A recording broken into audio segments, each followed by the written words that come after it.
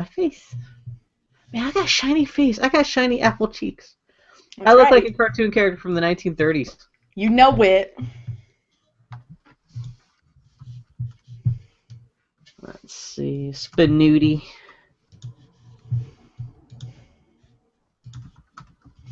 Are you set up for GarageBand? I am. Oh, you're fucking sharp.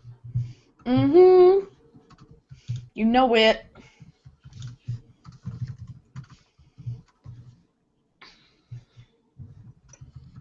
Stuff. Colon.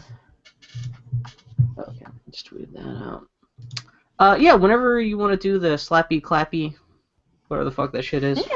I'm ready when you are, my friend. Let's see. Oh, okay, you want to slap? You want to clap for the start of the recording and. Sure. Whenever you're ready. There's no rush. All right, my friend. On 3. Okay. 1, 2, 3.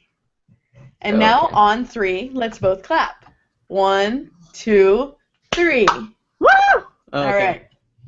Here we go. Boy Howdy Podcast coming at you. Hey, you really didn't do anything this week. Nope. You just did Kate stuff. Yup. Okay. All right, my friend, you ready to go? Yeah. Hey, everybody, and welcome to the Boy Howdy Podcast. We're here to talk to y'all about some various pop culture detritus and ephemera. I, as always, am Annie. I'm Bill. Bill, what are you up to this week, my friend? Man, not much. We got a lot of news this week just because it's the week before San Diego Comic-Con, but personally, I don't think either of us did a hell of a lot of stuff. Were you just busy with work this week, or what was up with you? Because on the show notes, you just have Destiny to talk about. Yeah, and I barely played that. I had a guest in town. My beloved bro of my heart, Kate Craig, was in town for work. And, she was. I thought maybe she was like just passing through on like vacation or something. No, she got work. Yeah, Kate Craig. She was what, an environment artist still? She's an environment artist with the Fulbright Company of God Home fame, and also one of the dearest. Yeah, I'm sorry. Go ahead.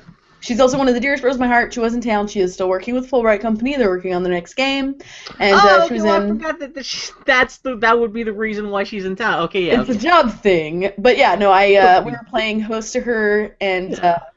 Just getting all the quality Kate time we can. It sucks when you have friends who live far away, because it's like there are some times when you're like, I don't know, the next time I'm going to see you. At the very least, you're coming to my wedding in a year, but I had to soak up every moment of Kate time like a sponge. Well, she just lives out in the middle of Canada, right? Correct. We've talked about this in past. Oh, yeah, we just saw her like 2. Yeah, you just saw her like 2 weeks ago. Yeah, but it's nice to see her again. Exactly. I saw her in June. Yes, this is more than 2 weeks ago. My heart shouts at you. That's not within the last month, but yeah, you guys. Well, my point is that yes, I got to see her twice within the span. So you guys of went out 5 shooting weeks. guns? We did. On Sunday, we took her out shooting because as a Canadian, she'd never fired a gun before. And we also took her out to the Grotto, which is a Catholic sanctuary here in town. Oh, that's the sanctuary you're talking about. Okay. Both a sanctuary of Catholicism and also a nature reserve sort of thing, sort of garden thing. And bought a new TV. Finally bought a new TV. And what was the impetus? Well, your old TV was dying, right? Yeah, so our TV is 5 years old, and literally 2 weeks after the extended warranty failed. We never buy extended warranties, but for this TV we did. 2 weeks after it failed, the HDMI port started to fail. Oh, that's right. It's not like the screen was busted or anything like that. It was just fucked up in terms of like hooking it up to other stuff. Yeah. Exactly. I just had a lot of trouble inputting it to anything. So we were down to one HDMI port with the splitter that only worked every other time. Yeah. And all the to remote tell you the stopped truth, actually, working. 5 years out of a flat screen TV, that's actually not that bad. I know other people have had TVs die faster than that. Yeah, I'm not complaining. So that's not the end of the world. Also, with the way that TVs are getting cheaper and getting bigger all the time. Oh yeah. What did you upgrade to? We had to get a TV that was bigger and cheaper than our last TV we did. We got a 51-inch Toshiba. Oh man, so what did you have before? Like a 40-inch? We had a 42-inch. Oh, yeah. That bullshit. That old crappy ass tiny 42-inch bullshit. We had to get it for The Last of Us. I was about to say that, which comes out a week from today as we're recording, yeah. And that way I can weep in high definition. So do you guys have like a stereo surround sound system yet? think of the way my living room is laid out. I have no place to put a subwoofer or all the cables required for it. Although at least you own your own house, so if you wanted to make fundamental adjustments, you could. The issue is like the flooring. Like I think about how my living room is laid out. There's no place to put the speakers. No. It's all hardwood floors and stuff too, right? Yeah. Yeah, which that's not really good for. Yeah, it's So, not. no, trust me, we've had that conversation. Well, and you guys came together, so you don't really have the option just to play with like stereo, like surround sound headphones or anything too, huh? Nah. That's what I got. That's cool. Too bad I own a house and play games with a loving wife. Too bad. There's truly a holocaust of a misfortune there. Anyway, Bill, what you up to, bro? Man, nothing much. Finally got around to watching. Well, we've got the Rose City Comic Con coming up here in just a couple, like 2 months, and I've been tearing myself apart trying to think of new prints I could create to sell at the convention. Because whenever you have a convention, especially, I only show at a convention like maybe once or twice a year. It's always nice to have a new prints. Sure. Or some kind of new prints or whatever the hell you make just to debut at that Comic-Con. And so I've been tearing myself apart trying to figure out what the hell I was going to, what kind of new thing I was going to create for this Rose City Comic-Con here in Portland. And between watching that, there was that documentary about Studio Ghibli that I talked about a few weeks ago, the Kingdom of Dreams and Madness. And as a gift for myself, after completing a big project I just finished, I bought a giant $200 book about my favorite Japanese print artist named Kawase Hasui. His name is really fucking crazy, but he's a super great Japanese print artist who actually lived in the early half of the 20th century. And so he made his living kind of selling. He was trying to replicate old Japanese prints to sell to like GIs and stuff who were occupying Japan during like World War II and stuff. Well, I guess post-war Japan, actually. And I guess he got a lot of slack for kind of like being that kind of cynical with his artwork. Kind of like mining Japan's, artistic background just to like, essentially sell tourist art. Yeah. And but he made some great stuff. His stuff has almost like the kind of this crazy graphic comic book quality, but it's still like recognizable as like Japanese prints. And Bill, are you telling me that he was kind of the you of Japan? Yeah, like that's what I'm saying. Playing off of nostalgia to yeah. Yeah. As I'm saying, I'm not going to be super popular until 50 years after I'm dead. And then some fat guy's going to rip off me where he's going to be like, Doctor Who plus Mooka. Maybe I'll combine that with whatever's popular in 2018. Oh, whatever. So I got into my head that I'll just do some Studio Ghibli tribute prints in that guy's art style. And so this kind of forced me to go back and actually start watching, like, fill in gaps in my Studio Ghibli / Miyazaki knowledge. And I'd never seen Porco Rosso. I think that's the only Miyazaki movie I'd never actually seen. I know a lot of people love that fucking movie. Yeah, I've never seen it either. Oh man, Annie, it's the secret best Miyazaki movie because it's essentially his version of kind of like a Popeye movie. It's it's actually got a plot and it's actually got characters. Actually, so it's not like Spirited Away or even like I don't know, like some of these other movies are just kind of random shit happening. Like Howl's Moving Castle is just girl kind of thrown into a madhouse for Bill, go back to talking about Porco Rosso instead of shitting off on his I'm just saying, Porco Rosso is about this dude who gets turned into a pig and he falls in love with this beautiful lady who owns a nightclub, but he's also like a bounty hunter. He has to fight air pirates. Okay. And it's a very goddamn cute movie. And like I said, it actually has a plot and it has a defined ending and it's funny. And and like even the cartooning and stuff, it's very much kind of like there's lots of punching and shooting but no one dies. It's not very dramatic. It's not like super like overwrought or anything like that. It's very light and fluffy. So would you say that you like it because it's his most Western? Yeah, that's what I'm kind of saying. Yeah, it's kind of like it's the kind of movie where the villains are these air pirates, and the worst thing they do in the movie is they decide that they're going to ransom these bunch of kids. They're going to kidnap a bunch of kids from these rich people. And they kidnap this school full of little girls, like 30 little, like 10-year-old girls. And they kidnap them, but the schoolgirls take over their airplane and start wrecking their ship and force the pirates to land, and like the pirates just can't control these little schoolgirls and they're just fucking everything up. and they pretty much end up being forced to kind of give the girls over to Dorko Rosso when Dorko Rosso kind of like shows up to like to rescue the girls because you know pirates are like, oh, girls, and it's goddamn cute. It's really sweet. Yeah, I saw that. I don't know. You really didn't do anything this week, huh? I either worked or entertained my friend. Oh my god. So what did you think of Destiny? Really my wife played more Destiny than I did, and the thing is that it's beautiful.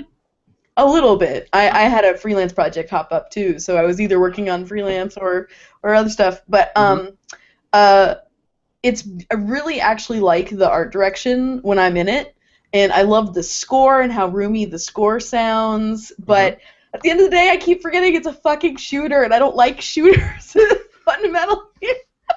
No, that's understandable. So I got as far as the tutorial, and then handed the controllers off to my wife. And you like build the character and everything? Yeah, I made myself a wizard, a space wizard, and fully played you around with the two warlock. other. Yeah. Yes, Bill, that's right. You mean a warlock? Excuse me. You can only choose between the Titan, the warlock, and actually I can't remember who the third person is. But is it a hunter? Is that what it is? And that's what it is. It's yeah. Go fuck yourself, Bill. Yeah. So what? So you were gonna choose a guy, but they didn't have beards, and so that's what made you choose a lady. That was a joke I made on Twitter. That's correct, Bill. Good recognition. The hair, the big ass shaggy hair that you chose for your lady is exactly almost what I chose for my lady too. Great minds, my friend. I'm just saying. But anyway, I played the tutorial, and then my wife made two characters and played around a little bit. And I just before we had dinner tonight, played around with my first like actual quote unquote session. Oh yeah. Damn, I suck at shooters. I really do. That's kind of nice thing because you don't have to be that good because you're kind of working. If you're playing the game kind of like as they encourage you, is playing with other people. You don't have to be like the hero. You can be just the support person or something. I was playing with other people and I still really sucked at it, my friend. Let's put it this way: at least you don't have to put the headphones on, so you don't have to hear people yelling at you about how much you suck. That's true. Yeah, the first thing Foley did because there's actually we couldn't find an option at least in the beta version we were playing earlier. I know they released an update, but we couldn't find an option just to straight up mute other people. Yeah. So, like, the PlayStation 4 is really weird about that still. I think both consoles are still really cryptic about how to do basic shit like that, yeah. So, yeah, when you and Grumpy Turtle were dancing around Foley and grinding on her, by the way to make her never want to play Destiny again. Is there anything more? I thought that was just you playing. I didn't think that was Foley. And you guys were just running up talking about gun sights, and she was, like, really kind of interested in the canon and the world building, and she just is like, how do we turn off speakers? How do we do this? Nope. And then you guys were dancing around her. Me and Grumpy Turtle, yeah. And she was like, nope, turn it off. Although to be fair, I think that was Jacob. I don't think I besmirched Grumpy Turtle's name by dragging him through the mud. I think it was me and Jacob. I hate him, but yeah. Anyway, my point is that fuck any multiplayer game with a dance button. Nope. Come on. Did you guys at least dance? No. I don't fucking... See, Foley and I were talking about it. She's like, if I were to play a fucking game like this, I'd want to actually do, like, fucking role-playing. I'm like, congratulations, you will never play this game the way you want to play it. What does she mean by role-playing? Like, make, like, crazy, like, life-changing decisions? Or what's her, like... Well, Bill, that means when you play a role, you pretend to be another person and not yourself. No, but, like, what kind of role-playing is she trying to, like, what you want to do in a game, like, in a shooter like this? Not spamming the dance button. There is a narrative in Destiny. You are a character in a world. But I don't think there's going to be choice, so that kind of cuts down your options for role-playing, unless she's talking about she just wants to pretend to be. That's not, you don't need to have choice to have a role that you play. Okay. Have you never had a meta-narrative in a game before? What do you mean? Where it's like there's maybe nothing there but you for your own pleasure and satisfaction. Like that. I'm not quite sure what Foley's idea, because everyone's idea of what a role-playing experience, especially a meta one that you're kind of defining for yourself, is going to be a little bit different. Well, it's basically when you it's like when you play an MMO, and like when I play Skyrim, and I'm rolling out Tobin Twiceborn, I'm not Annie Maloney at a keyboard spamming the dance button. I'm actually Tobin Twiceborn, and I'm fucking, warrior dude who's like... So what you're saying is if this were World of Warcraft, Foley would want to be playing on the role-playing server where everyone kind of like acts in-world and in character. Exactly. No fucking dancing on the spires of the tower. Yeah. Okay. Well, because it's like basically like No, that's it's totally just. fine. I'm not besmirching her. I'm not. Oh, no. I For just that, like but for yeah. me, it's Okay. hard to get invested in just something for the sake of gameplay Yeah. and then actually like devote time to it. Well, do you think do you guys? Well, you still really haven't played that much of it. Do you Oh think yeah, I? like I said, I personally have not played more Yeah. than a mission outside Well, the you still tutorial. got the better part of a week to play too. That's kind of the Yeah. nice thing about this 2 week beta. Yeah. And I will say, Boy Howdy Nation, I'm totally down for playing with folks. Like I said, I really suck. But anybody wants to play, give me a holler and I'll give it a shot. Are you Really gonna be suck. playing after the podcast tonight? Possibly. You know what? Would you be up for playing with me or anyone else if we promise not to be fools? No, honestly, at the end of the day, if you just don't press the fucking dance button, you can do whatever you want. Okay. I don't care. Okay. I actually after the podcast, not to put too fine a point on it, I want to watch a movie and kiss my wife. Okay. What are you guys gonna watch? But I don't really know. Let me suggest Dorko Rosso. Oh, well then. Is it available on any streaming service whatsoever? Other than the piratebay.org. Not that I know of. You know what? Actually, it might be on iTunes. I think maybe all that stuff. But like, you have to rent it for $5. But yeah, it's not on Netflix or anything. So. But anyway, no. Tomorrow night, which is Thursday night, I would be totally down for playing. Tomorrow night is Wednesday night. Fucking what day? It's still Tuesday. It's been a long goddamn day. Man, dude. Ugh. That's what I'm saying. I am really, really bummed out because one of my favorite persons is gone. I'm on my period. Work is not super pleasant right now. What fucking day is it? What year is it? I don't fucking know. Is it Dragon Age time yet? No. Put me back in the cryo tube. Hey, at least it's still coming out this year. This is true.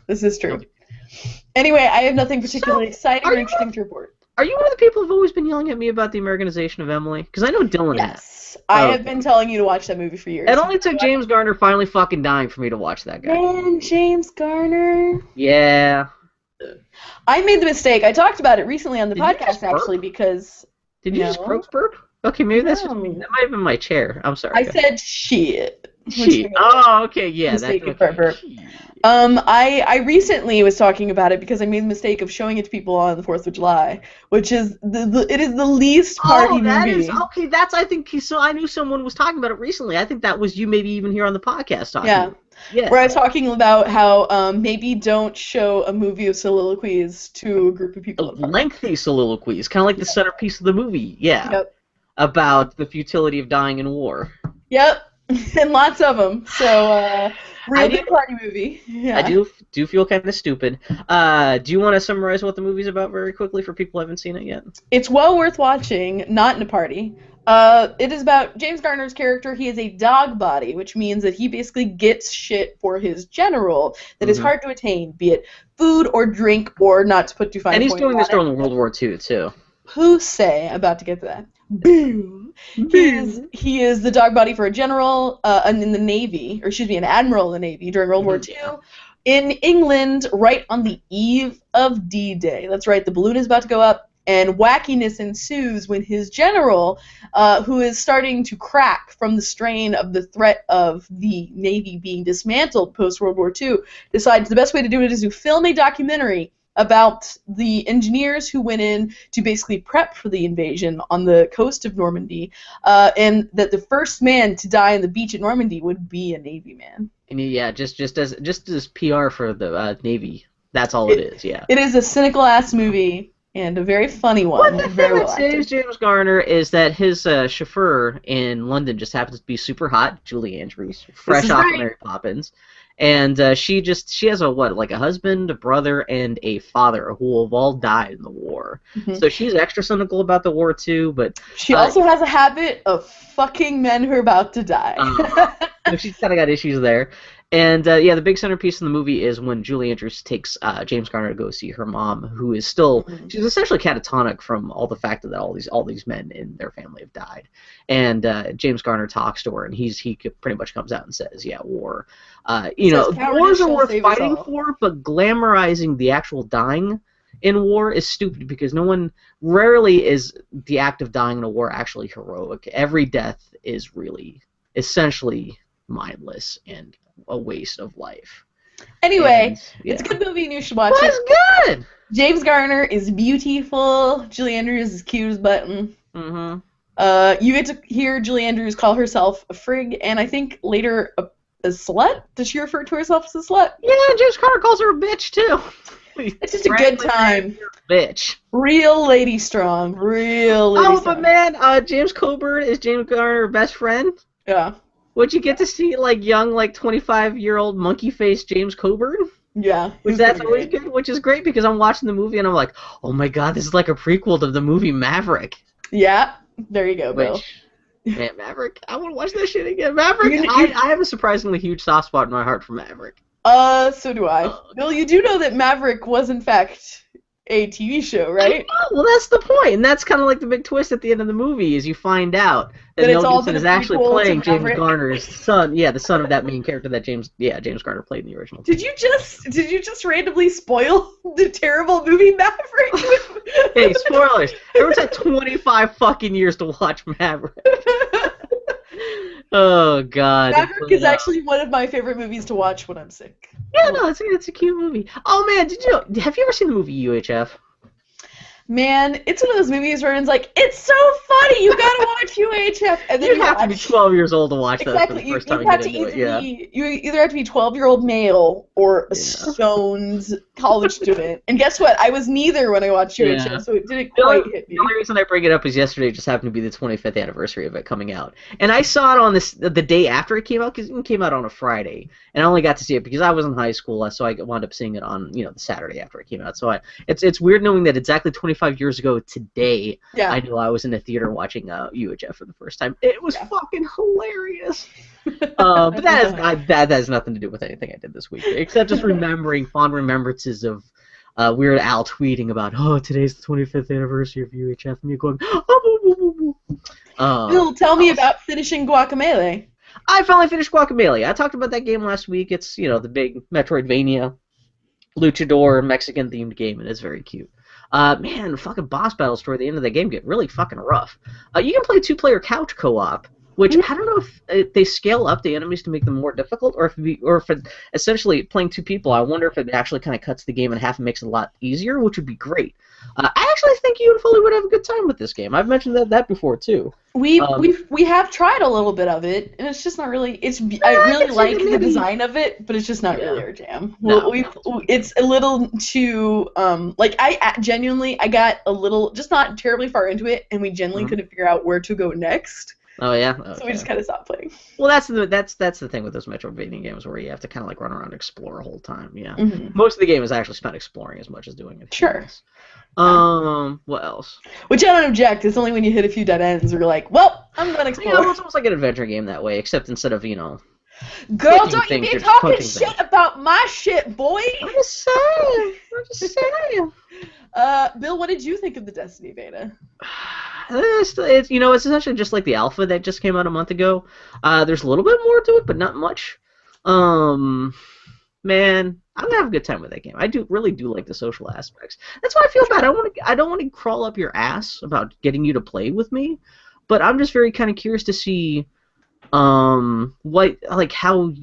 if we could create like a nice, gentle, welcoming environment for you to play in. Which is, it's funny that I say this, me being one of the first people to come up to you and start dancing up on Foley, but oh yeah, what's up? Just yelling and barking into the microphone. But I don't know. Bill, honestly, it's a game where you shoot things. That's why you explore things too.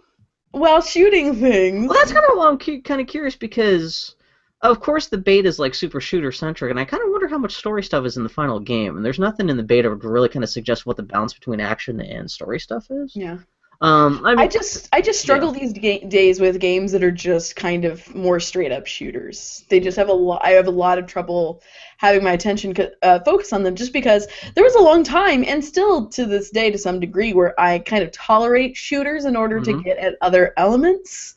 Yeah. And you play through BioShock and stuff like that too, so it's not like you're completely allergic to super action oriented shooters, but yeah. And I've played my fair share of Call of Duties and bullshit, but I don't know. I just don't enjoy the act of shooting. I'm not terribly good at it, and so it's just there's not a lot there for me. Mm-hmm. I don't like MMOs or shooters, so I'm kind of fucked. I'll keep playing it because I think it's beautiful and the sound design is great, and I do like the aesthetic of it. But Yeah, I don't know if I'm gonna buy it. Yeah, that's kind of the attraction for me, though, is really the social component, especially first-person shooters on consoles. The only Sure. simple aspect is like multiplayer, player versus player, just kill each other. Oh, And that's sure. the one thing I like about this game is that it could potentially foster a nice community of people like working together cooperatively. Granted, your mission statement, the end product of you working cooperatively, is just putting bullets into things. But still, at least it's more interesting than Call of Duty, where it's just every man for himself, or you're just playing solo single Absolutely. player by yourself too. No, there's a lot of cool stuff to Destiny that appeals to me. It's just that at the end of the day, I gotta shoot a dude to do it. No, but we'll have more to talk about the Destiny beta next week once you've actually had a chance to really kind of sink your I'm teeth. sure I'm just slowly unlocking the dating sim aspect of the game. That layer of the game just I hasn't wish, unlocked yeah. itself to me, and then I'm gonna pay a lot more attention. Oh, So, man. So did you see anything about what I was talking about, like, kind of like the Mass Effect vibe when you're on the tower, just a little bit of the Citadel kind of a vibe? little bit, Just a a tiny touch, bit. just a tinge, yeah. In the sense that they both kind of share the way the first Mass Effect game kind of felt like a 80s sci-fi movie. Yeah. I felt that they were kind of grasping that a little bit, and I do kind of like the Western frontier / kind of fantasy aspect of it that they're kind of layered onto it. I like all of that. I do. It's I just want it to be a talky sim of some We'll have to sort. get, me and Grumpy Turtle and like Conley and Jimmy. We'll have to Sure. create like a little nurturing environment for you. I would like to play some more. I just, But yeah, I didn't do that much this all. I read Emily Carroll's book. Well, yes, Through the Woods. Through the Woods that came out this week. From Emily Carroll's app. I got a copy from my mom. Really? It occurred to me that my mom would really like the book. And then we were talking to a friend. Scary shit like that? Oh, yeah, Bill. Ask how many ghost Your tours mom's my not like a mom's been on. wallflower or anything like that, but... My mom loves scary shit. She does. I mean, Emily Carroll shit's like... It's not even that it's scary, it's just really unnerving. It's really horror. Atmospheric, yeah. Yeah, it's not terror, it's horror. Yeah. My friend Grant, he's so cute. He came up to me, he's like, "You'd be so proud of me. I bought my first ever comic book." Then we started talking about it. He totally saw a preview for Through the Woods online and bought it. Oh, really? Oh. Yeah. Even the designers are like really nice too. A little hardback book with like nice. Yeah. You know, one thing I like in the printing of that book is that all the panels are kind of flush right out to the pages. There's not a lot of border around the pages, so it's like kind of really kind of in your face.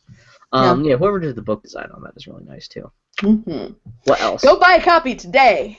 It's so good. That's right. Also, Seconds, the latest book from Brian Lee O'Malley, came out this week. Have you read I got a chance to read the first chapter of it, but because like I said, I'm mostly playing. I was playing Host this week or sleeping. Didn't really get to read very much of it. One thing that was really delightful is that I didn't know the lettering is by Dustin Harbin. Wait, who's Dustin Harbin again? He's an online artist who I like. Okay. He lettered good. Is the lettering really distinctive? It's really nice. It's really a very attractive. I heard there's one Scott Pilgrim joke in the whole goddamn thing, but whatever it is, it's supposed to be pretty cute. I'm looking forward to reading the rest of it. Man, also, I've been there's a lady this time? Yeah. Which that in itself is a huge departure from Scott Pilgrim. Yeah. But Scott Pilgrim. I've been, it's really great when you make a thing and then that thing is who you are for the rest of it. Scott Pilgrim is Brian Lee O'Malley's Star Wars. Yeah. Well, boo-hoo-hoo, it only bought him a house and a whole career. I know, exactly. So, I've been such a bad comics fan, though. I still have my pile of comics that's on my bedside table waiting for me to read. Man, I got a shitload of stuff I still need to read. I've got all these... Well, man, because I'm doing these Miyazaki prints, I've got all these brand new Studio Ghibli art books. I gotta finish Through the Woods. I got all this shit to read. I got some Neil deGrasse Tyson I gotta finish. Well, then let's speed through this podcast so we can all get to reading. Yeah, we're gonna do. Maybe we're gonna play Destiny after the podcast, though. No, you're not. There's an excellent chance I'm gonna kiss my wife instead. I'm just gonna watch. You gonna watch Snowpiercer again? I'm just gonna say it. Yes, Bill, you got it. All right, friends, we're gonna take a little break, and then we'll be back for the Geek Week in review. I'm just saying, Foley would look really cute dressed as Chris Evans in Snowpiercer. She could pretend that you're the train. That she can live in you. I don't even know what the hell that means. I'm just gonna let you hang out there on that one, Bill. The orgasm is Ed Harris. That's what you meet at the end. Man, fuck that old guy. fucking Indiana Jones motherfucker betraying everybody. Goddamn. Spoilers for Indiana Snowpiercer. Jones, motherfucker. Yeah! Old dude from Alien. Really, if you're gonna define, I was gonna say, of all the things that you can define John Hurt as, it's Indiana Jones, motherfucker. Indiana Jones, Alien, he was the war doctor in Doctor Who, but you forgot about that shit? Oh, I forgot. I also watched Legend of Korra is officially good again. I like how I tried to cut off the second, and you dragged me back in. Bill, you're saying that Legend of Korra is officially good again? Yeah! The new season's officially half over, and Yeah. the first season, half of the season's been good. Oh, that's good. And it's kind of pointing towards getting. There was more Len Beifong stuff this week with all the Beifong more family stuff, and it's great to see what happens with Tumblr that. has told me. Oh yeah. Well, what have you seen? Just a shit ton, more gifs than I really needed to see, more fan art than I needed to see. Unfortunately, Asami's dropped out for the last couple episodes. There has not been any Korra Asami stuff, unfortunately. No one knows what to do with Asami. It's fine. We get more, man. We're losing listeners. Yeah, Bill, it's because I tried to wrap this shit up so we can do this. No, I figured we already wrapped it up. This is already the Geek Week News and Review. I'm just saying the Korra water is fine. Everyone come on in. Hey everybody, it's time for the Geek Week in Review. Did you know that there are rumors from within Studio Ghibli that suggest that the studio may break up now that its latest movie, When Marnie Was There, is finished and live on only as a merchandising entity? This isn't official yet, but it's probably inevitable and will be the passing of an era. Which, it's simultaneously a bummer, but also completely makes sense. Well, yeah, Especially because didn't the leadership... yes. Well, I mentioned again with me having just watched this. It's funny that the timing worked out that I just watched the Studio Ghibli documentary like 2 or 3 weeks ago, which they spent a lot of time talking about the formation of Studio Ghibli was these 3 guys, and now I'm just saying, Bill, just like you killed gaming magazines. I know, and I just happened to send off those guys a little letter saying thank you guys for everything Studio Ghibli has made. The moment I put that in the mail, they think, hey guys, guess what? You know what? I think this shit's done. We got a letter from Bill Mudrin. Let's just call it a day. They just board up the fucking windows. We're done. We said everything we could say with our fucking little colored crayons and shit like that. They're little fucking talking cats and bullshit. Let's burn all the leftover Totoros we got. But yeah, no, I mean, it makes sense because, like I said, 2 of the 3 guys who founded the studio are no longer there, Miyazaki and Takahata, and so those are the creative guys. The one guy who's still there was their producer, and you know what's funny, because I just read turns out just within the last couple of weeks, actually, Miyazaki had actually come out and said that the producer guy, Suzuki, was actually in the middle of creating a dissolution plan for Studio Ghibli. And everyone just, I guess that did not get widely reported because Miyazaki tends to be kind of apocalyptic about that future, the future of the Studio Ghibli. I don't know, Studio Ghibli anyway. I can't even speak too many consonants. But yeah, it sounds like he may not have been fucking around about that. So yeah, the studio would just stay on as just. I mean, the company would still exist just as licensing, merchandising thing. Which that means I would assume that would mean like the Studio Ghibli Museum would still hang around and stuff like that. Sure. But just their studio as a production unit would cease to exist. Well, people are also talking too. I didn't realize this, but I guess even in Japan, most of the animation is still being done. They can't call it overseas, but it's still being done. A lot of that stuff is being done in China and Taiwan and Korea. Mm-hmm. I guess Studio Ghibli is one of the few studios left in Japan that actually still does most of that stuff in-house. So they do sublet some of that stuff to other countries, but unfortunately that means that they have a lot of overhead. Yeah. And specifically, the thing that seems to have pushed them over was the movie they came out with at last Christmas, the Princess Kaguya, what the fuck, Princess Bamboo, whatever the fuck movie that was. I guess that really bombed, and the studio lost a lot of money on that. And without any Miyazaki movies on the horizon, it's kind of like, maybe it's the time for them to kind of gracefully bow out. So we'll see. But it's not official yet, but I wouldn't be surprised if we hear something more official about that this month, because this last movie that they had been working on, I think comes out, it either just came out in Japan or it's coming out like next week in Japan. And I would imagine they would, when that movie comes out, there'll be the official announcement saying, hey, P.S. that was our last movie, guys. The end. The additional ending of an era that's already been in process for a while now, if you've been paying attention. Fox has supposedly already finished remastering all of the X-Files in HD. Release plans for this stuff on Blu-ray, VOD will probably happen at SDCC this week. I forgot that, Video on Demand, VOD, and San Diego Comic-Con. SDCC. I forgot the break out those acronyms. Everybody knows my slang. It's fine. I'm the same. Yeah, people. Man, now we can see all of Scully's early hair in the highest I put definition. this in more because I thought maybe you might be interested in this news. I cared about the X-Files in the 90s. I never want to revisit it. 20 years ago? Yeah. Then you grew up. Okay. Well, no, the fact of the matter is I'm not the sort of person where once I participate in a moment, I'm not inclined to revisit a moment. Yeah, I kind of noticed that as much. You already burned all your Harry Potter books. Well, hey, to be fair, I read the whole Harry Potter series in its entirety every year for 3 years after its passing. No, I'm the same motherfucker. It's nice to actually process. Time. It's nice to process stuff and poop it out rather than hold on to it for the rest of your life. Yeah. That's why so many other fanboys and people like essentially need psychological enemas. Man, there's also not to put too fine a point on it. I'm not a young woman anymore, and I watched all 10 seasons of the X-Files once.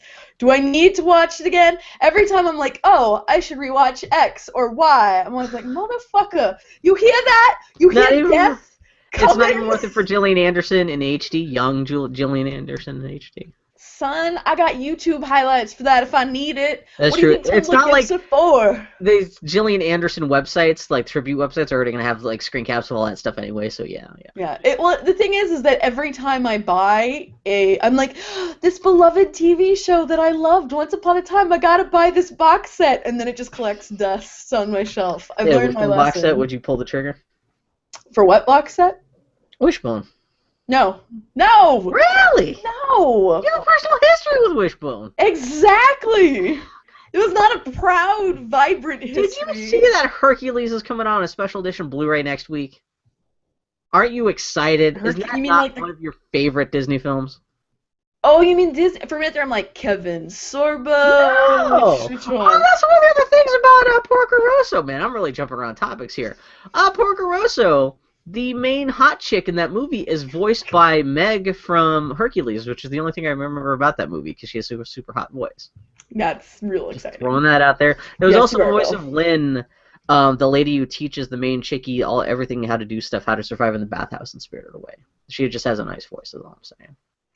Speaking of 90s genre TV, so Andy, trying desperately to cling to the structure of this podcast, oh, God damn it. Lucy Lawless is joining the cast of Agents of S.H.I.E.L.D. I just throw this out there because that's kind of Parks and Recreation related news. In that maybe she won't have as much time to be on the last season of Parks and Recreation. Who knows? But I don't know, Bill. Did you see how much time she spent on the last season of Parks and Recreation? She showed up for at least 2 scenes. Yeah. That's the last season. She didn't show up and like marry Ron or something like that. Oh no, didn't they already get married? They've already been married. Oh, they had a child. Knocked up with more kids, yeah, or something. She's busy. She's busy. It's nice to see that she's back on like genre television again. Yeah. And maybe her being on that what's it called, Agents of S.H.I.E.L.D. show, maybe that'll make the show better because everyone seems to think that show's a piece of shit. So. My mom doesn't. My mom watches that show. I'll have you know. Let's see. I'm sure it's a good quality show then. I take everything I've said back about it, even though I've never actually watched it. Actually, you know what? My mom has not voiced an opinion on Agents of S.H.I.E.L.D. She's merely said that she watches. Did you see that Agent Carter show actually starts up later this year? I had no idea. Yeah, I read that it was in production, and I can't. See, now you're excited about that. Because Agent Carter is a hunk. What if Lucy Lawless is playing Carter's like granddaughter? Why? Would that not make sense? Bill, if they both have fucked up accents. I'm gonna keep talking about how old I am.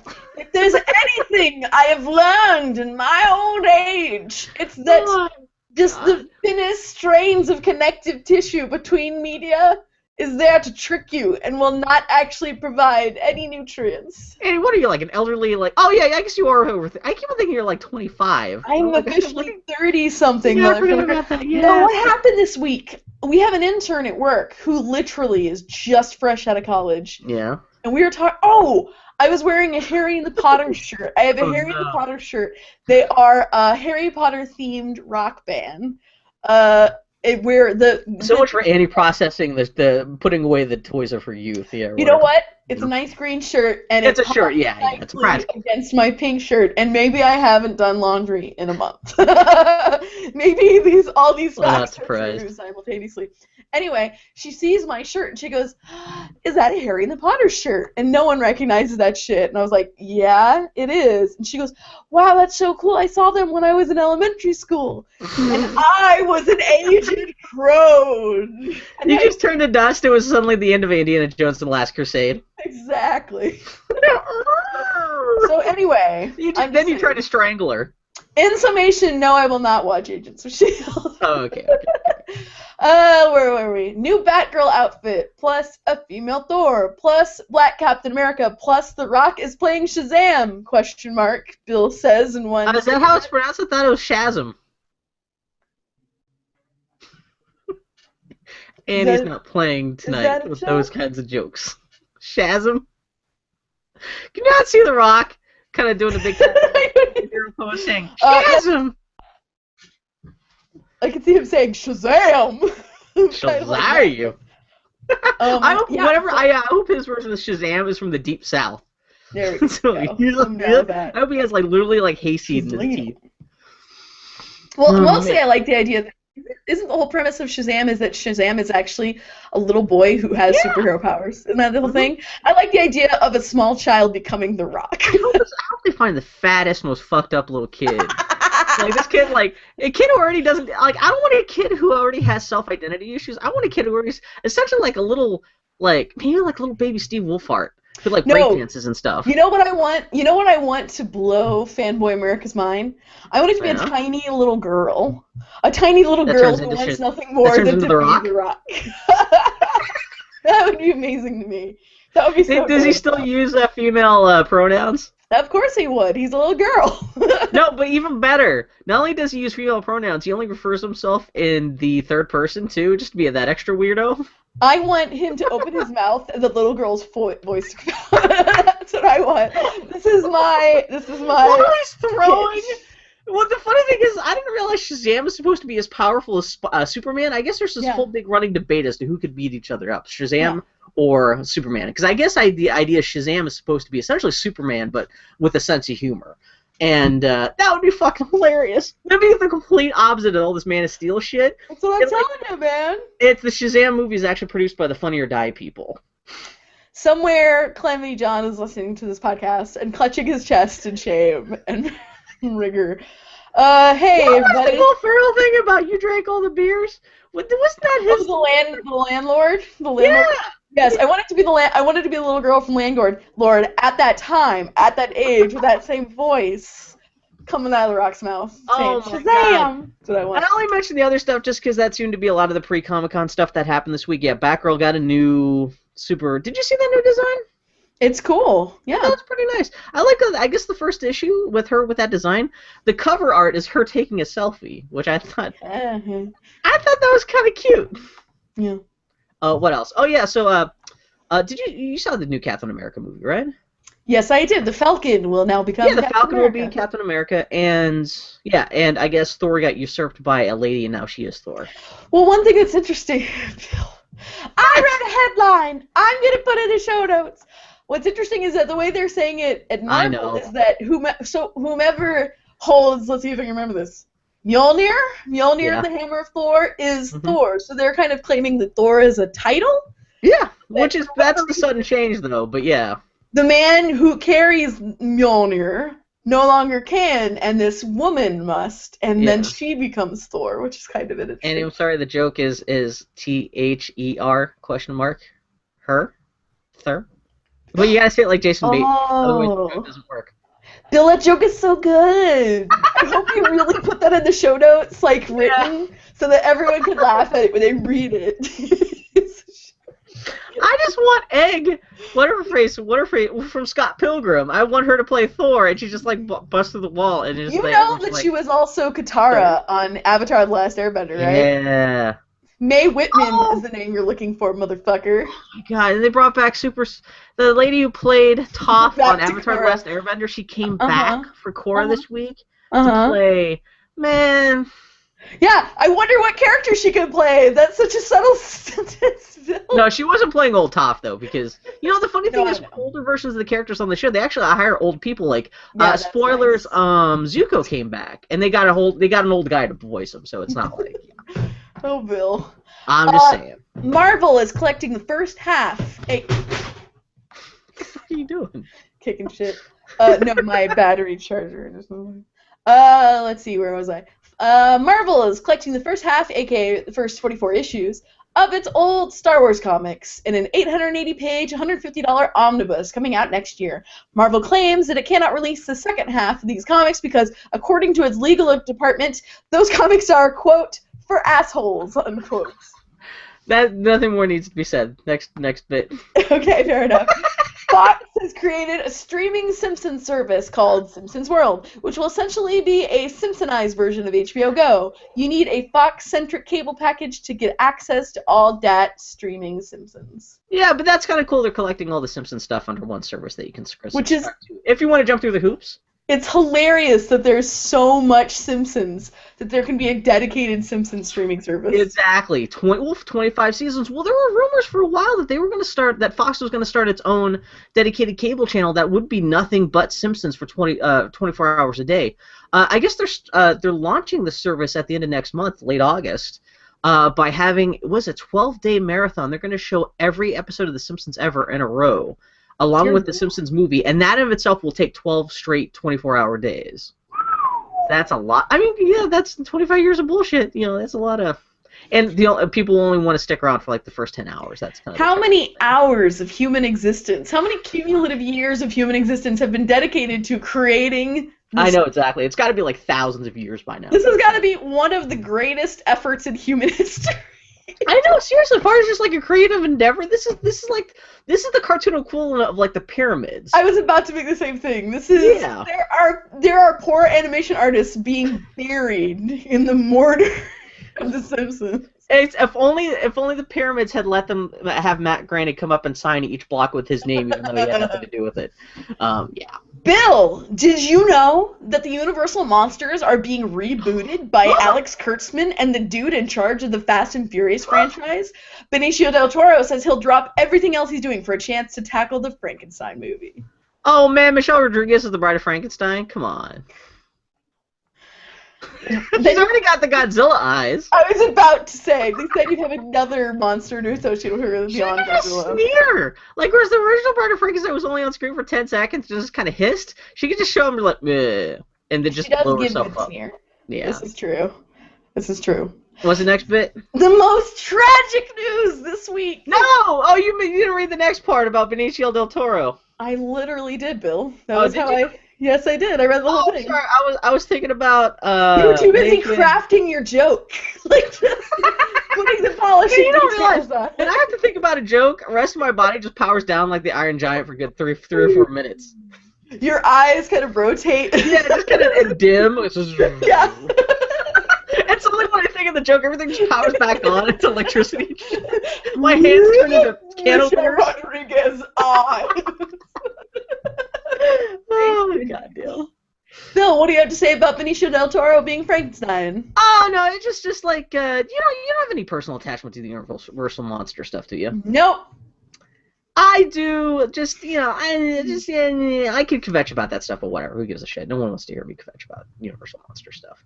But I do like the idea that Guillermo del Toro is willing to throw everything else that he's working on under the bus just for the chance to maybe work on a Frankenstein movie. Yeah. Which the only interesting thing about this is, do they try to update everything so it takes place modern day, or they just remake everything so it's like a period piece from the 1930s? Because that stuff would be in an era before like cell phones and stuff like that. That stuff would be scarier then.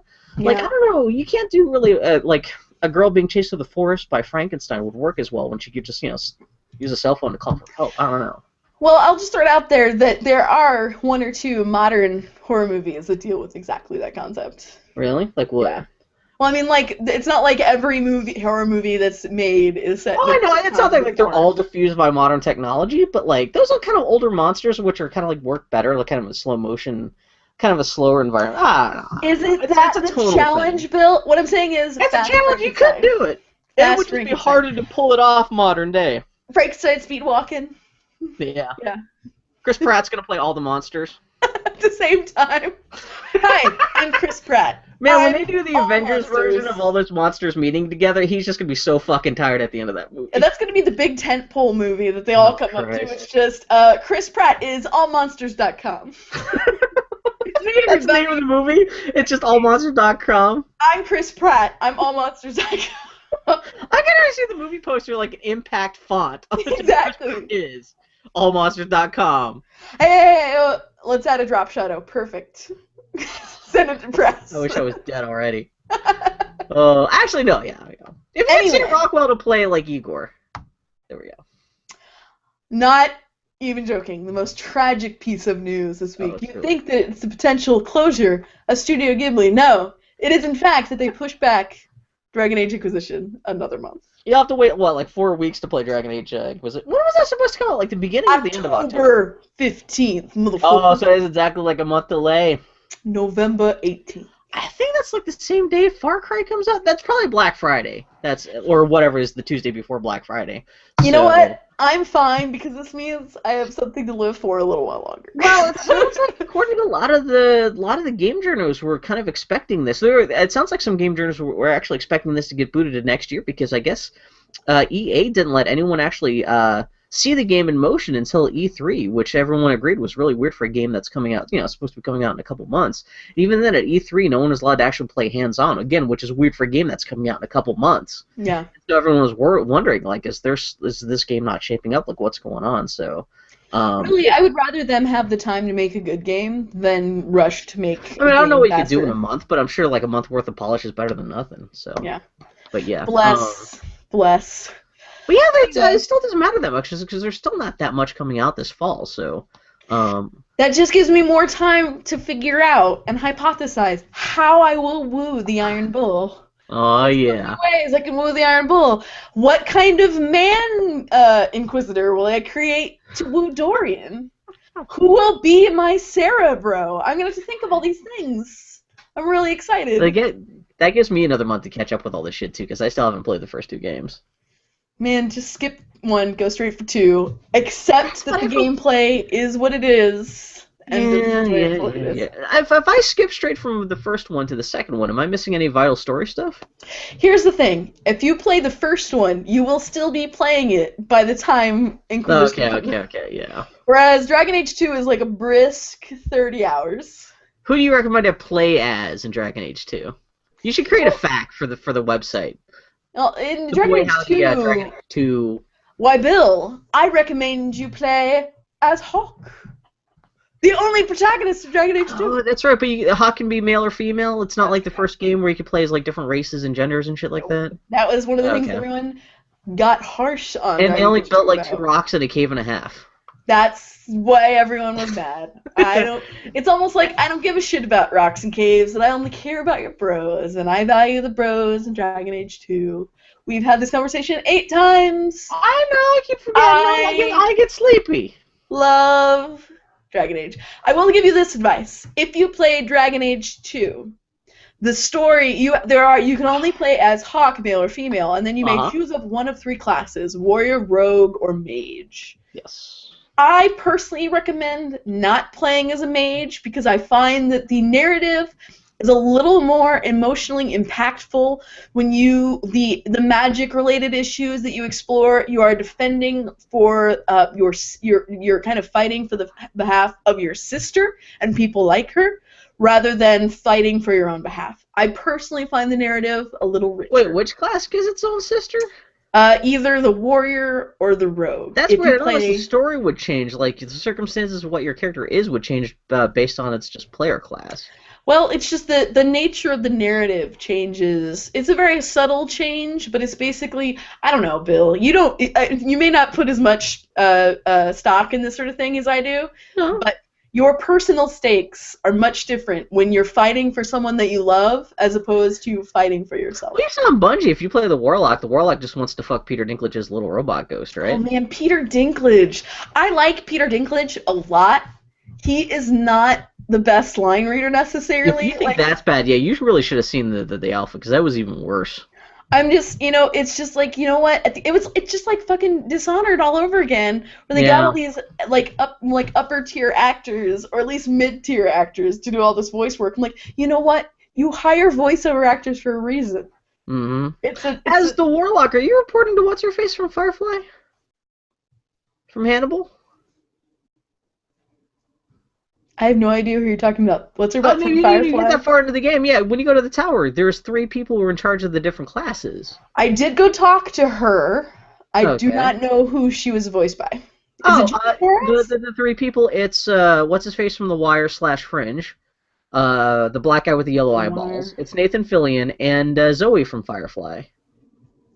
Oh, so it's Gina Torres. Yeah, Gina Torres. I Yeah. think only Nathan Fillion gets his name. I totally forgot what the name of the black guy from Fringe is too. Oh god, I'll remember as soon as the podcast's over. He's a very distinctive guy. He was in like 2 episodes of Lost too.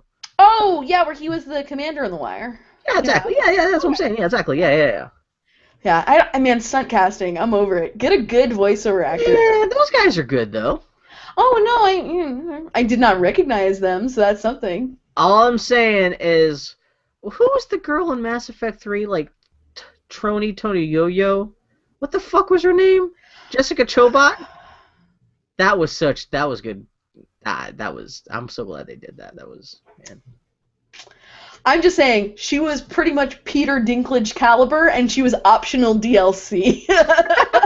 Man, Guess oh what? man, that, Uh-huh. don't be shitting on Peter Dinklage that In bad. related news, the lead writer of Dragon Age mentioned at a panel at GamerX that as they get better at programming, future BioWare games could have more elaborate relationships, polyamory, asexual relationships, and relationships that can succeed and fail based on more nuanced behaviors and political affiliations.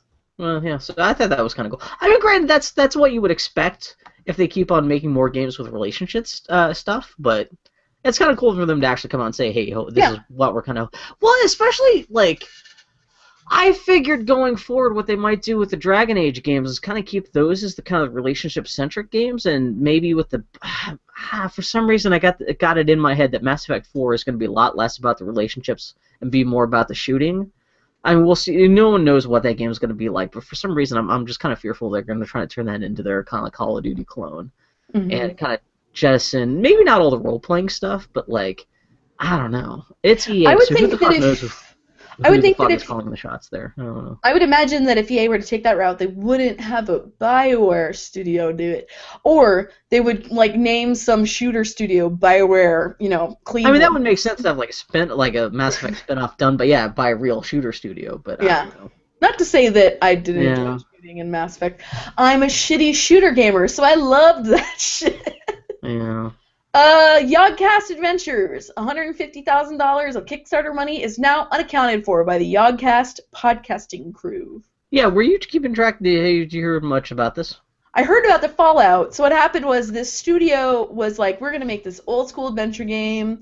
Yogcast podcast was like, oh, that sounds like our jam. We will lend our name to it. Yeah. And then when the Kickstarter fell apart, yeah, the Yogcast crew kind of got the Well, short did you end see of the that. thing about how the main artist for the game was never Yeah, contractually obligated to stick with the project? So 2 weeks after he was paid $35,000 to work on this adventure game, he split to go work for LucasArts, yeah. and he took that money with him. And so Yeah, I and guess 150,000 ain't a lot of money, and 35,000 is a big chunk of that. yeah, I know exactly. Well, the other thing too is so eventually, I guess the Yogcast guys, essentially managed to wrestle this $150,000 away from this first-time studio that had pledged to make the game. That turned out they couldn't because they only had like 3 people to work on it.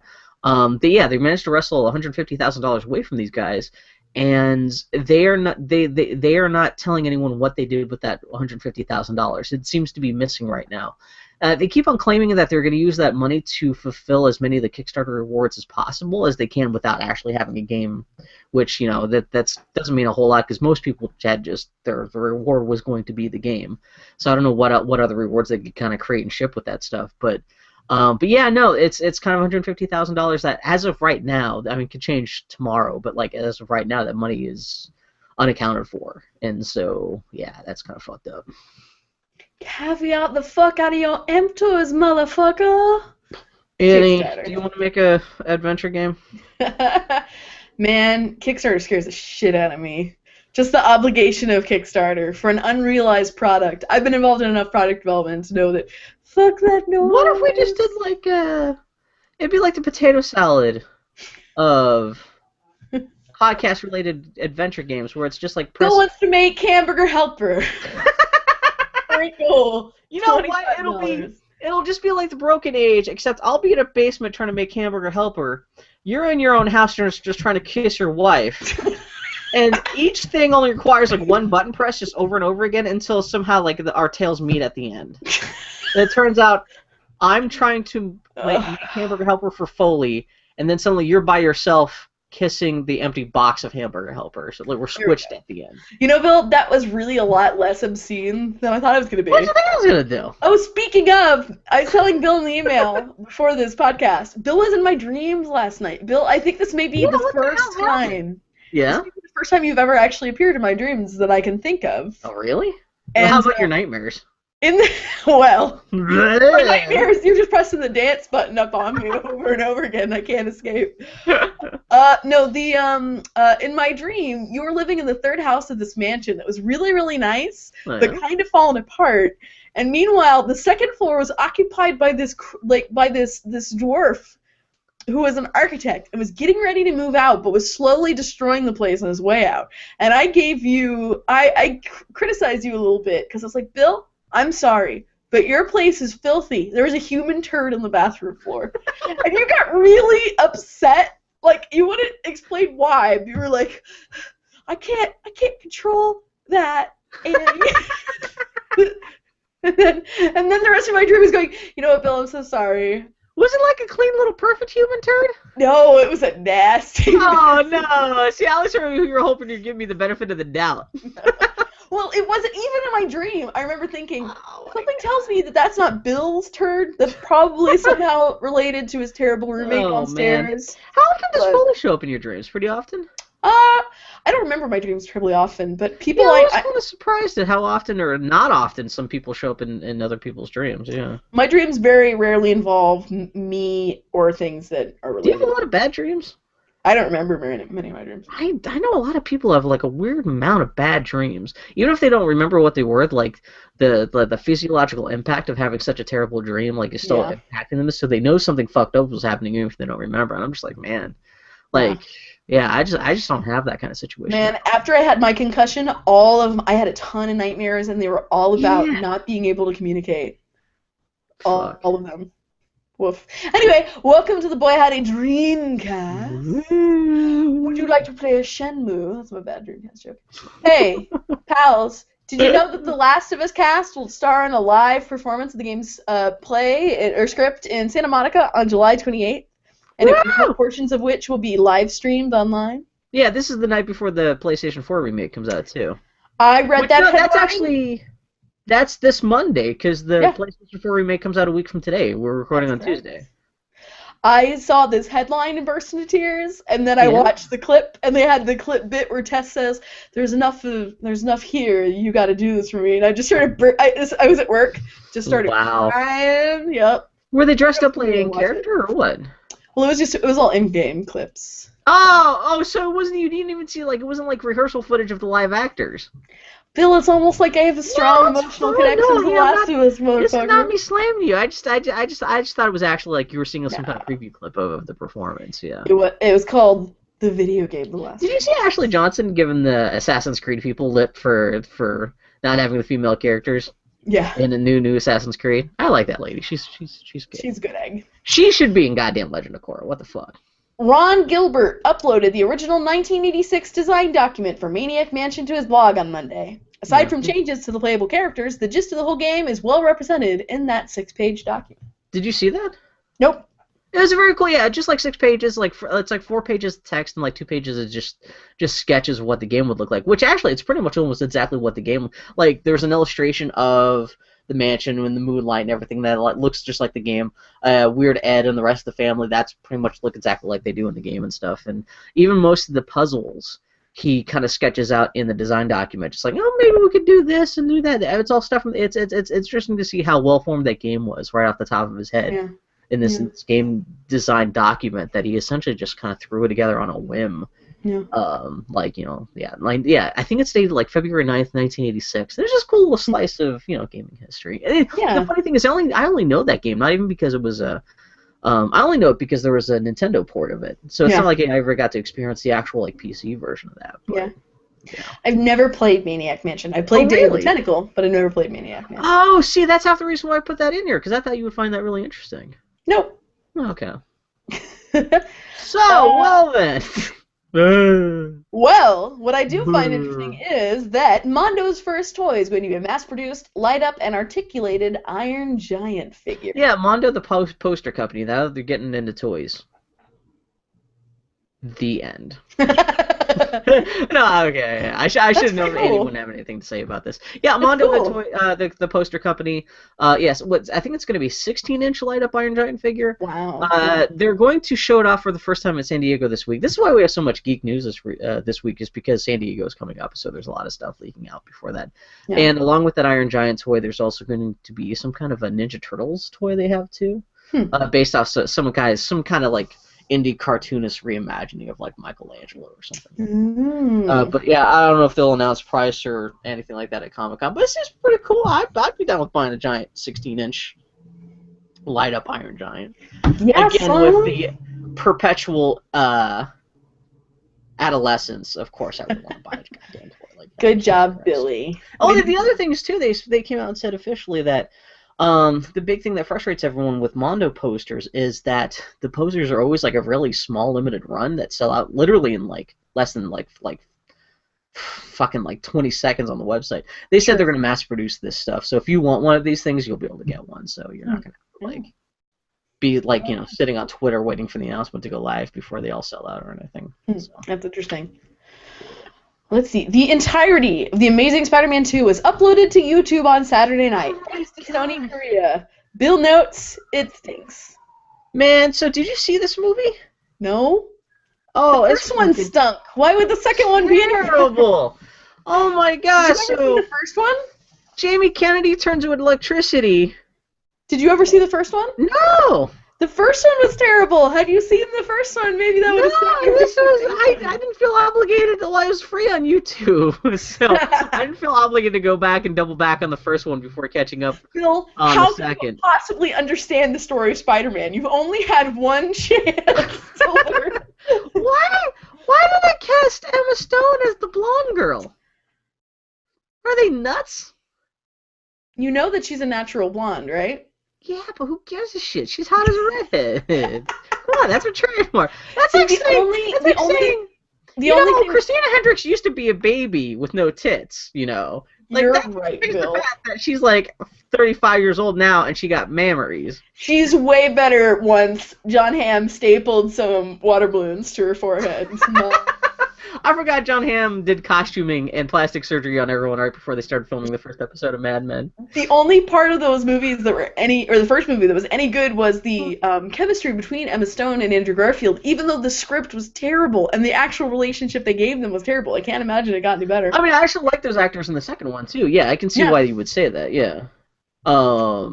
Second one, fucking Jamie Foxx. Do you see what I mean when I say that Andrew Garfield is perfect as Peter Parker and it is the biggest waste of him as Peter Parker? There's this scene where, Spider-Man gets really sad and he disappears for part of the movie, and so, for some reason, this little kid in pajama outfit decides he's going to fight one of the superheroes. And he's about to get killed by he's going to fight one of the supervillains, and the supervillain's about to kill this little kid, because, a supervillain. And then suddenly Spider-Man steps in and says, "You did a good job covering for me, kid. Now go back and hang out with your mom." But his, just even, a little interaction with the kid, that was, one of the best parts of the movie. Yeah. And him just "Hey, kid, come on, thank you so much, but you gotta go." Yeah. Well, see, that's the thing. Andrew Garfield is genuinely charismatic and charming as Peter Parker, and then they have him do the least charismatic and charming things and just play the most sniveling little shitburger. Jamie Foxx as this Electro dude is just so fucking stupid. There's this... He freaks out in Times Square, and the music while he's freaking out is, you hear in the background, you can hear Jamie Foxx as part of the music soundtrack. "Spider-Man hates me, Spider-Man hates me, Spider-Man eats me." Just this weird kind of wannabe kind of rappy, rhymey kind of thing in the background, and just even the way the movie just looks. It looks and feels like a movie, like one of the superhero movies from like 1997, before they figured out superhero movies. Because it's just so, everything is so arch and cartoony, but not in a good way. Not it just feels really schlocky and poorly written and poorly directed, and just like everything's just way too, trying too hard to make the villain like cartoonishly evil. And just so, Bill, you're scooting around the real issue here, which is how the fuck do you accidentally upload a movie in its entirety to YouTube? I'm sure the rest of Sony's trying to figure that out right now. So yeah, that's how I spent my Saturday night, was watching Free Spider-Man 2 on YouTube. Oh, Bill. Oh, Billy Bear. Is that movie even out on DVD or anything yet? I wonder if they fucked themselves up like really badly with that. I can't even. Man, I still need to make you watch Noah, by the way. Speaking of leaked movies. One day I will watch Noah. Bill, the thing is, I'm old, man. Every moment is precious. I could be watching Key and Peele that just got released on Amazon Prime. I'm just saying. Oh, man. We just watched the skit last night where they're trying to get sold and they can't get sold because they suck as slaves. Yeah. In other news, the Star Wars internet rumor of the week is that the movie starts with Luke Skywalker's severed hand still clutching a lightsaber falling from space onto Tatooine, and Daisy Ridley plus John Boyega having flirty adventures while trying to find that hand. Also, Brienne of Tarth plays Boyega's commanding officer. Also, there was a new UNICEF video this week featuring the new X-Wing fighter. Yeah, so the new X-Wing fighter. Well, so J.J. Abrams is still trying to get people to donate to this UNICEF cause. The idea is that if you donate to UNICEF, you get registered into a lottery that you can like eventually show up and actually have a bit part in the new Star Wars movie. And so for the video announcing that this is the last week that you can register for that, did you see this where he's like handing out in front of an X-Wing fighter? I saw a still of it, but it's like a new X-Wing fighter. It's based off the old Ralph McQuarrie concept art of what the Yeah, it's like a sleeker X-Wing fighter, which everyone was trying to figure out how the wings unfold because it's just like big round engines. It's a different configuration. So, also a Death Star droid shows up. Which, why is there a Death Star droid on Tatooine 30 years after the Death Star explodes? Oh, I'm saying. But yeah, no, the big thing is the goofy rumor. Yeah, that the Star Wars movie starts with a severed hand floating in space. It's just like. That sounds so stupid. Who knows? Bill, let's come up with new Star Wars rumors. Okay, I'll start. The movie opens with Han Solo drinking punch out of a punch bowl that is Darth Vader's helmet. No, what happens is the movie starts off with Han Solo flying in space, and suddenly there's a space virus that infects the Millennium Falcon and makes it want to eat people, and it tries to eat his leg, and that's how they explain his leg gets broken for the rest of the movie. How about Han Solo is flying through space with the Millennium Falcon, and then all of a sudden Jar Jar Binks hits the windshield? What if the Millennium Falcon is voiced by Peter Dinklage, and it's both kind of lazy and apathetic, like, hello there, Han. That's would you like me to tell you a story? There we go. And finally, as we touched on earlier, rest in peace, James Garner. He has survived Bill jokes by his fancier twin brother, James Gagne. That's Bill's joke, everybody. I just imagine James Garner dressed like Liberace. I do too, just sexually though. James Garnier. I can finish. He just eats everything out of Fabergé eggs. That's it. You got it. Oh my god. James Garner. Yeah, he was one of those guys who shouldn't be allowed to die. He is one charismatic motherfucker, and he will be missed.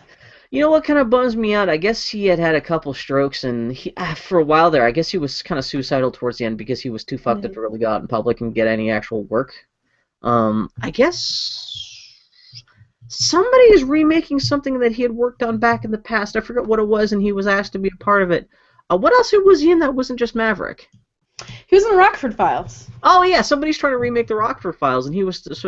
I guess it was supposed to even be a Maverick thing where he's supposed to show up in that, and I guess he was too sick to take part, and so hopefully it wasn't a suicide. I don't even know why I bring this up. We should be talking about the good parts of James Garner's life, but yeah, James Garner was just, like, again, I wish I'd seen more stuff with him in it. Yeah, I mostly know him through the Rockford Files. Have you ever seen much of the Rockford Files? I don't know if I have, actually, to be honest Yeah, with you. Rockford Files was interesting because that in an era of 70s cop shows where every cop was supposed to be bigger and better and tougher than the last, his whole shtick as Jim Rockford was he was the guy who was kind of terrible in fights and always got his ass kicked. But he was good at racing cars and stuff like that, but he was also kind of just a schlub who just lived in a trailer park, who just, he kept his gun in a cookie jar. And that kind of like he was that kind of like a schnook, but he was kind of like funny, and yeah, that was one of my dad's favorite shows, and I want to go back and watch some of that stuff now. But yeah, he was always great, just kind of self-effacing, laid back kind of dude. He's James Garner, man. He's Garner, man. God bless. Yeah, he'll be missed. God bless James Garner. Everyone go get Maverick this week. Go to your video store, steal it. Don't bring it back, because no one else can be looking for it. Go to your local Blockbuster. Go back in time. Get a fresh copy of Maverick off the shelf. Man, if you go back to your video store in like 1993, like right now, 1993, the brand new section will be just a giant wall of Maverick VHS tapes. Oh, God. And as you rent it, as you don't rent it, the clerk will say, "Man, James Garner is so good in this," and a single tear will roll down your face. You know. And it's going to say, what, friends? This isn't as good as the Maverick remake with James Garnier where he's just throwing pixie dust into people's faces. He's blowing it like... James Garnier. That's not a funny joke. That's a dumb joke. That's a good joke. He's got a little extra pompadour, too. It's just James Garner, but with this enough he's got like a little drawn-on pencil mustache. Yeah, actually, that's James Garnier is actually played by John Waters. Here we go. Friends, this was the Boy Howdy Podcast, or at Boy Howdy Podcast on Twitter. BoyHowdyPodcast.com is our website. Friends, you're old. I'm old. We're all dying fleeting. inside. Your friends are fleeting. Hug them. Smooch them. Tell them you love them. We'll talk to y'all next week. Okay, take care, guys. Kaboom! Alright, my friend, I will send you my file. Man, it's only 9 o'clock. We did that in an hour. Yeah. Yeah, this is like the end of the Christmas Carol when Larry, what's the guy from the Christmas Carol? He's like, Larry. they all did it in a night. The spirits. And everyone says, "You're right, Larry. You got it." Okay, now you gotta go watch Out of Sight with your wife. Yes, exactly. That's exactly what I'm gonna do. All right, Bill. I will send you the file. Thank you so much for being such a kind host, and as always for doing the editing. It's thanks to everyone for watching for us too, especially Emmanuel Jod. Emmanuel Jod joined us for the first time. He asks, "New here? What is this? This is a goddamn podcast." So Jacob Bell says, "Hello, I just got off work, so I'm a little late." You're super fucking late because we're wrapping this shit up. Sorry, Jacob. Emmanuel Jod, new guy, also says, "Comment section, please." Don't know what the fuck that means. Love you. You're our best new fan. And Alex Hamilton says, "Hey," we say, "Hey back." One thing that's weird about Google Plus Hangouts is that while there is a comments feed on the Hangout, we cannot see it. I can't see it right now. You have to type into the Q&A. Yeah, so that's the only way I can see you. So apologies, Emmanuel Jod, and to Alex Hamilton, who long ago said, hey back. Oh, wait, Annie, can you see these too? The Q&As? Yeah. Yeah. Yes, I can. I just can't. Oh, okay. I thought maybe you just had to take my word for it. Otherwise, I would have started making shit up. No. Bill, did you see that there's an app now called Draw? Oh, wait, where's that? What is this? Here, hold on a second. Searching for a face. Here, do you now have a mustache? Yeah, it's going to be with you. That's pretty good. That's pretty good. Hold on a second.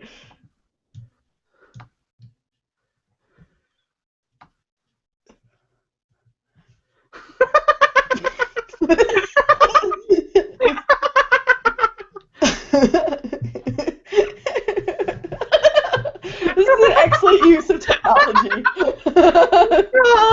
Can we draw? Wait, I'm gonna at least give you yours. I'm not gonna draw a dick, but. Thank you, Bill. Okay. I appreciate your patience. I don't even know what elephant dick looks like, so even if I want to draw an elephant dick, I don't know. Did you see they were making like a live action Dumbo now? Wow, that's beautiful. Trying to give you sideburns. It's not really understanding. We're both beautiful people. Here, hold on. This is a good way to spend a Tuesday night. Wait, what's the stamps? Oh, it just kind of just does the...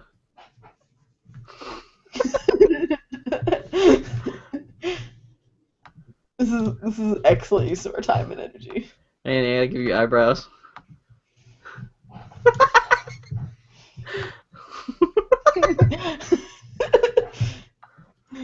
Can I not actually type? Oh, it says sample type. Yeah, no, I'm trying to do... Okay, wait.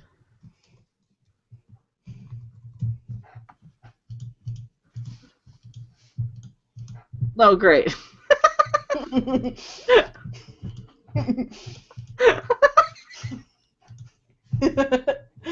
we go. Oh, I wish I could make a screen cap for this week's artwork. Oh, God. What are the stamps on here? Okay. Oh, Yeah, okay. stamps, I could just... there's little, like, thought clouds and stuff, yeah. I could actually give you real eyeballs. There we go.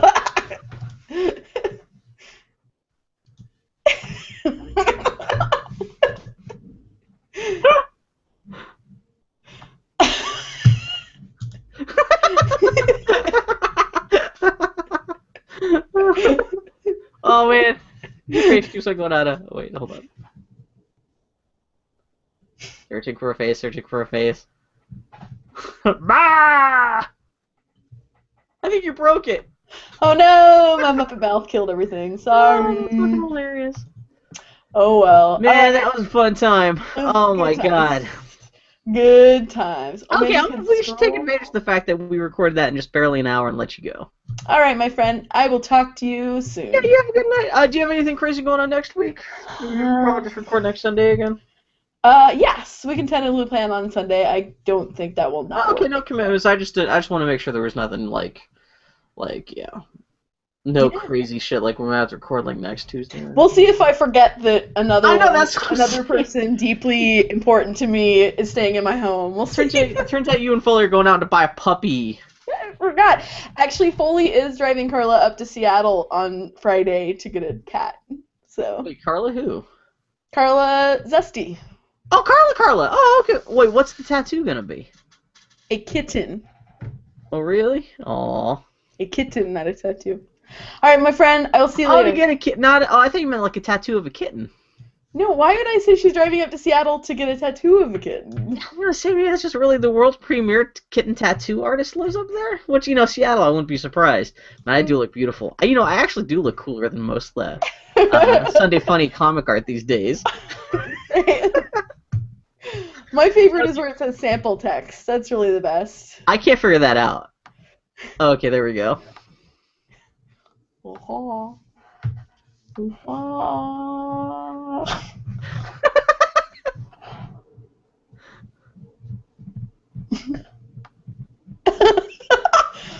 I look like an extra from Monsters, Inc. Yeah, exactly, yeah.